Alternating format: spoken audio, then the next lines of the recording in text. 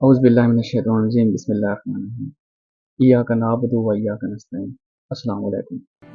अज दी कहानी दा मौजू है जिसकी लाठी उसकी भैंस। एक बहुत मशहूर कहावत है, तुसां सुनी होसी ते अज इस दे बारे मैं तुहानू कहानी सुनाना।